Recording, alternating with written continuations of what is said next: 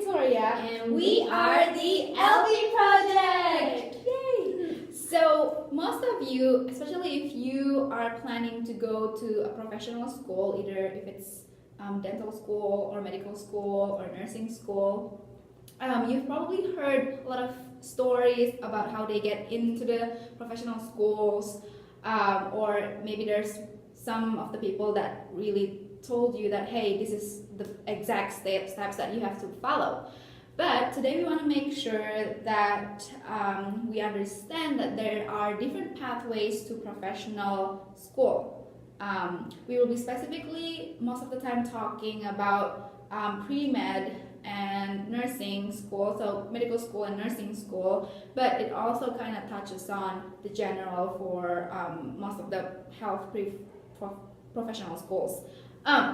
So just from my own experience, so I know a guy who majored in journalism, and he actually went 4 years of journalism and then got his major and then worked as a journalist for a couple years, and then in the middle he was like, I don't think this is what I'm supposed to do, so he went back to university and did all the prerequisites and applied for medical school, and now he is in medical school. Wow. So yeah, so either there's different ways that you can get to the school. There's also a couple of friends that I know that just fresh out of 4-year college and then go to medical school. That's nice. Yeah. So what Victoria has said a little bit before, that some people like to go straight out of high school to college, and then from college straight out to their pre-professional schools.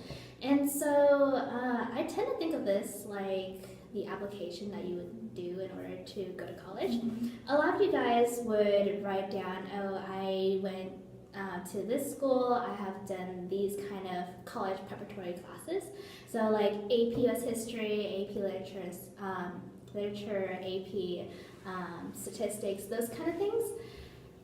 The main thing is not everyone is going to write down the same exact thing that you're going to do. Not everyone's going to say, oh, my school had National Honor Society and I was one of those people. I was vice president, I've been there for 4 years. Not everyone's going to be like that, and that's the same way as going to medical school, going to nursing school, going to dental school, all those kind of things. Because we live our lives differently. Everyone has gone through different things, and that's what makes us unique. Mm-hmm. Don't try to be like every single type of person where, okay, I am going to go to the 4-year university. I know that a lot of people are going to going to have a major in biology, biochemistry, those kind of things. It's fine. You can also have a major in music or art, theater, and then still apply for medical or nursing school. Yes, it will be totally different. Right. You'll go through a very different route, but Right. that is an option. Not that easy to get into med school or to nursing school, and we know that. Mm-hmm. But a lot of people, they also tend to just take a break until they get into their professional schools. There are many reasons to that. We make, because of the time limit, we'll just cover that in another section of the video. Yeah, sounds good. Yeah, so we've talked, we've been talking, there are different ways to get in, but there are certain guidelines that we do have to follow that is most of the time general, like it's required in almost all of the schools. So we're going to kind of cover about that, and when you found schools that you want to apply to, school that you want to apply to, what I like to do when I found a school that I want to go to, I look at the application deadline first of all, so that I know what I should prepare and how much time do I have, and then really think about what do they consider a complete application is. Most of them require transcripts, but some do, some don't. Some do and some don't require personal statement or letter of recommendation. Also, I would also pay attention to how many letter of recommendations do they want, and from whom. sometimes they want 3 from your science teachers and 2 from your non-science, or 1 from somebody that you've worked with, like your boss or your supervisor. So yeah, those are the things that I looked at when I'm looking at my school's website that I want to go to. Also, I also pay attention to like the required GPA. Sometimes it's like, oh, but look at the required GPA, and then I would see if it's what GPA do they talk about. Is it the cumulative? Is it just the prereqs? Is it just every term? So yeah, truly. And going off of GPA, I know that there is a lot of courses that you have to take in order to make sure you're prepared for your professional schools. Mm-hmm. Yes. And so number 1, take all your science classes. It's a no-brainer. I mean, biology, yes. Chemistry. It's animals. It's humans. You're gonna have to learn about it.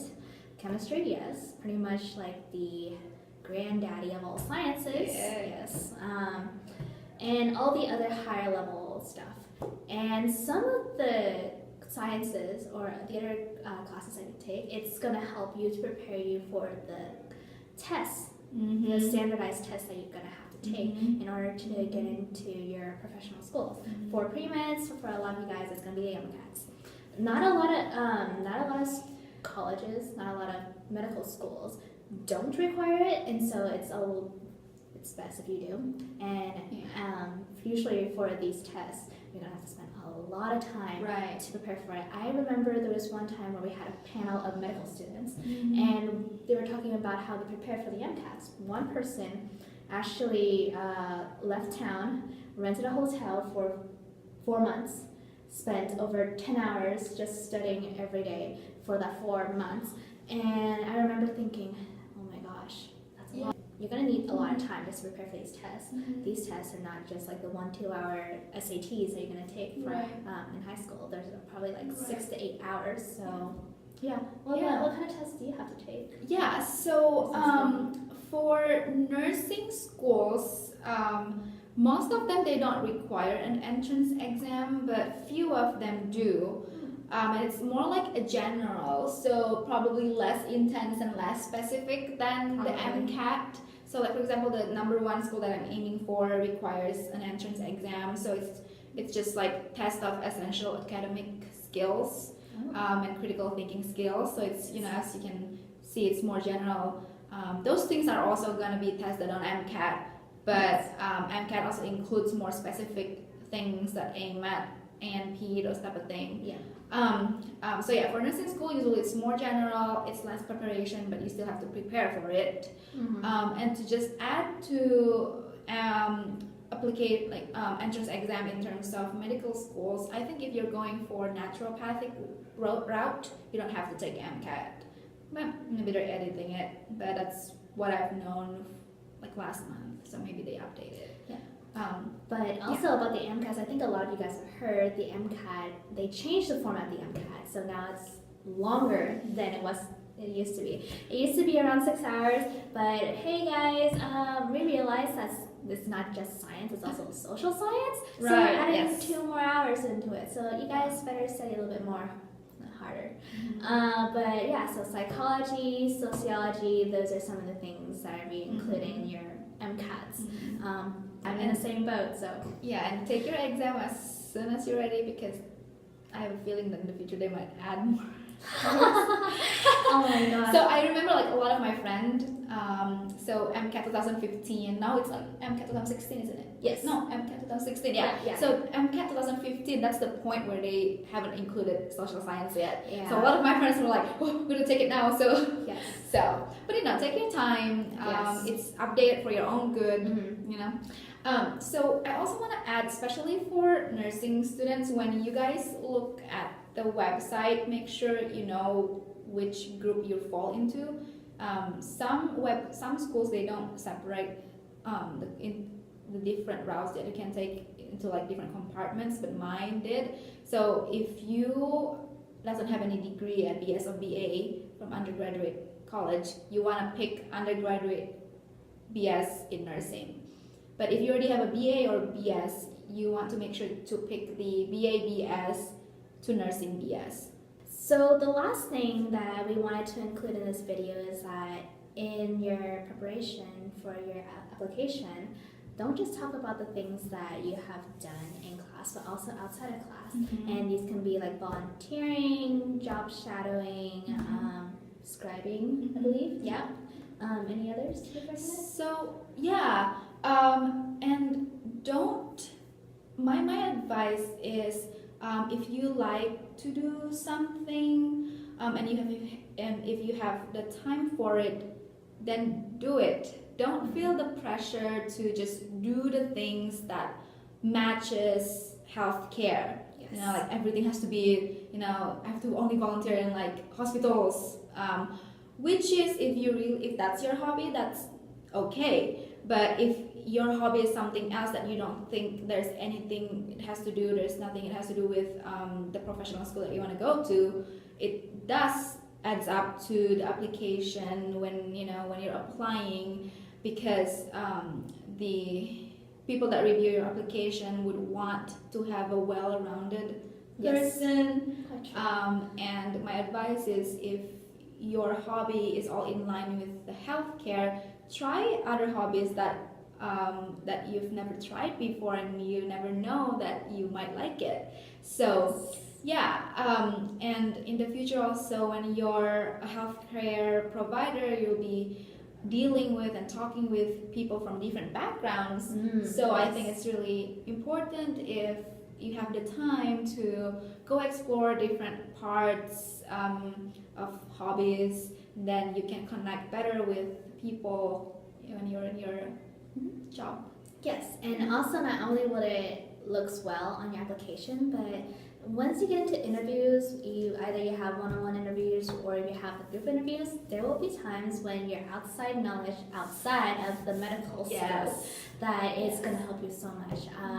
Not just your interviews to get into the professional schools, but just any interview in general, because I remember even scholarship interviews, it helps me so much. I remember some of my hobbies when I was doing my scholarship interviews that I was so happy that I was able to find something in the back of my mind that, oh, I have done this in high school, or I've done this outside of class.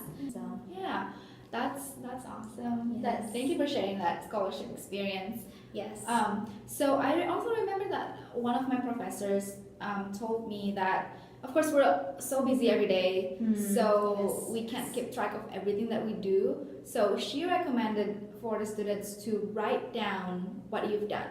Oh, so like a journal. Yeah, like a journal. So the things that you've done volunteering, the things that you've done for fun, so just write those things down, and it will become really handy during interviews and even during your personal statement. Yes, so truly.